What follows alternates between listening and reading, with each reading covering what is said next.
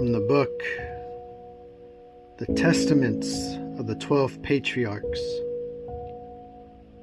the 12 sons of Jacob. The testament of Rueben,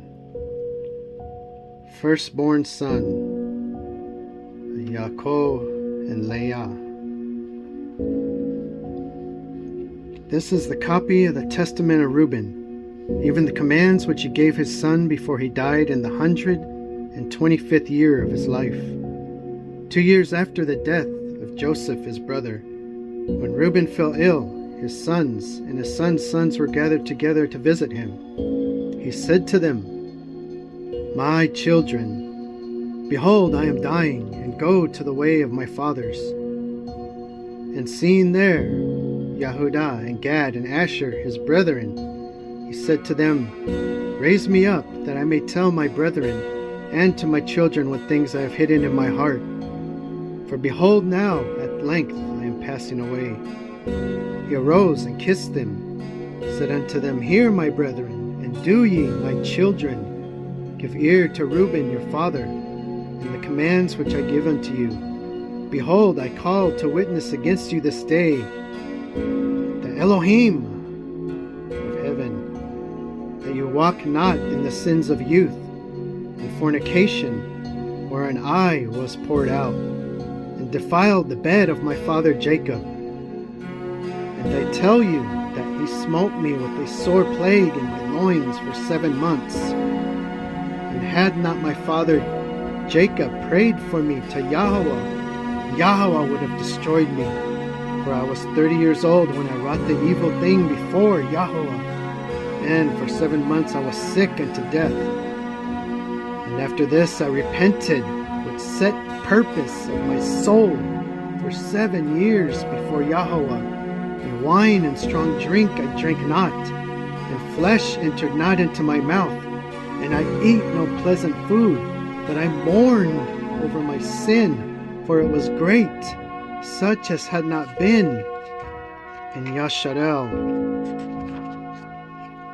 And now, my children, what things I saw concerning the 7 Ruach, the 7 spirits of deceit, when I repented.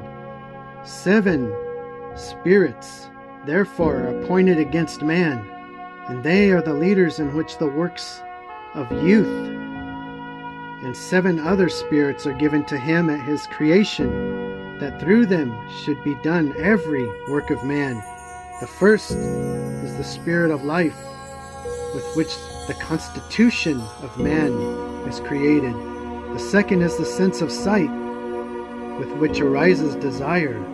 The third is the sense of hearing, which comes teaching. The fourth is the sense of smell, which tastes are given to draw air and breath. The fifth is the power of speech, with which comes knowledge. The sixth is the sense of taste, with which comes the eating of meats and drinks, and by its strength is produced, for in food is the foundation of strength. The seventh is the power of procreation and sexual intercourse, with which through love of pleasure sin enters in. Wherefore it is that last in order of creation, and the first in that of youth, because it is filled with ignorance, and leads the youth as a blind man to a pit, and as a beast to a precipice. Besides all these there is an 8th Ruach, spirit of sleep, with which is brought about the trance of nature and the image of death. With these Ruach are mingled the Ruach of air. First, the Ruach, spirit of fornication, is seated in the nature and in the senses. The second, the Ruach of insatiableness in the belly. The third, the Ruach of fighting in the liver and gall. The fourth is a Ruach of obliqueness and chicanery, that through officious attention one may be fair in seeming. The fifth is the Ruach of pride, that one that may be boastful and ignorant.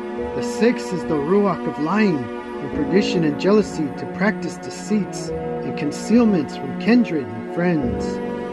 The seventh is the Ruach of injustice, with which is thefts and acts of rapacity, that a man may fulfill the desire of his heart.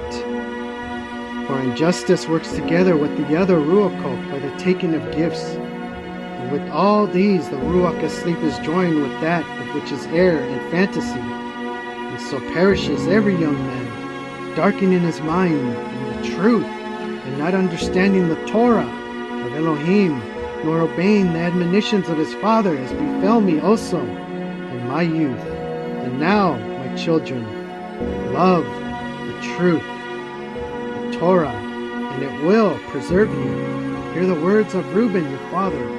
Pay no heed to the face of a woman, nor associate with another man's woman, nor meddle with the fears of womankind. For had I not seen Bilhah bathing in a covered place,